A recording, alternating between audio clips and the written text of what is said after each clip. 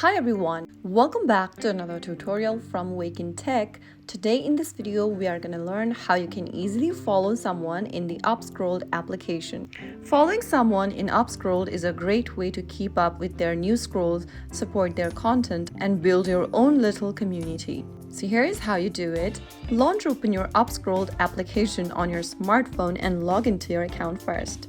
Now, from the home page, go to the bottom of the screen and tap on the magnifying glass icon. In the search bar at the top, type in the name of the person you want to follow. After searching for the contact, in the search result, find the contact and then tap on the follow button right next to their username. Now, in the confirmation dialog box, choose the follow button. Repeat this step to follow every other person you want to follow from the app, and you'll be able to follow someone on UpScrolled just like that in a few simple steps. Once you follow someone, their new scrolls may appear on your home feed.